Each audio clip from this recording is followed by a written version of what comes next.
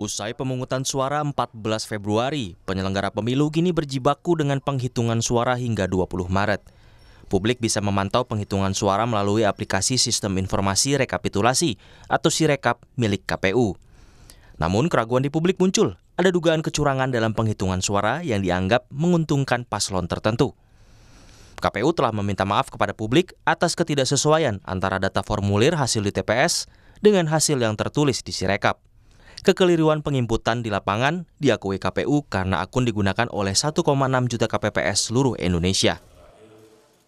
Masih juga banyak kekeliruan secara teknis penginputan di lapangan karena Sirekap ini digunakan di 1,6 juta akun KPPS kita seluruh Indonesia tentu, namun terlihat di sistem sendiri karena secara terbuka, akuntabel bisa dilihat tidak hanya berupa pie chart, diagram lingkaran, tapi juga dapat dilihat kesesuaiannya dengan image C1 planonya, maka kami merasa ini tentu harus terus-menerus diperbaiki langkah-langkah mitigasinya dan harus terus-menerus dipertanggungjawabkan untuk dilanjutkan.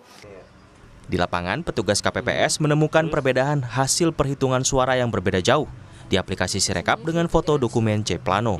Di TPS 026 Kembangan, Jakarta Barat contohnya, Capres nomor urut 2 melonjak drastis dari 80 suara, naik signifikan menjadi 720 suara di dalam aplikasi Sirekap. Apakah yang suara untuk paslon nomor 2 itu 720, sedangkan untuk perhitungannya adalah sebesar 80 suara.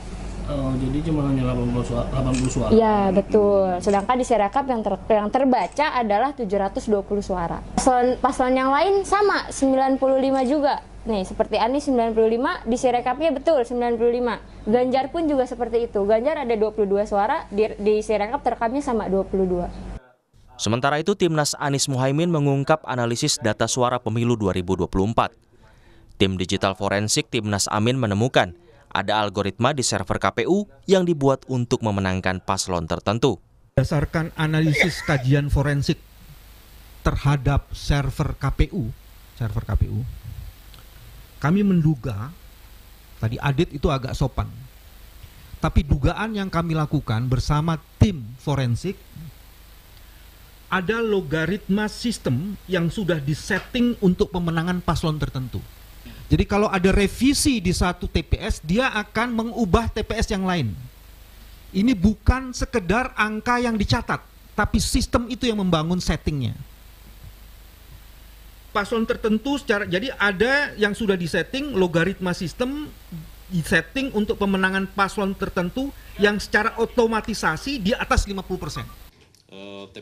Senada dengan Timnas Anies Muhaimin, menurut TPN Ganjar Mahfud, ada kecurangan sistematis dalam sistem Sirekap KPU. Bahwa ada kejanggalan yang serius dengan Sirekap ini. Dan Sirekap ini itu menunjukkan ada pelanggaran sistematis. Nah, terbukti pada hari pemungutan suara, Sirekap ini melakukan 3 hal. Yang pertama adalah ada bahkan yang belum diinput dari hasil TPS yang sehasil itu bahkan sudah nampak di Sirekap.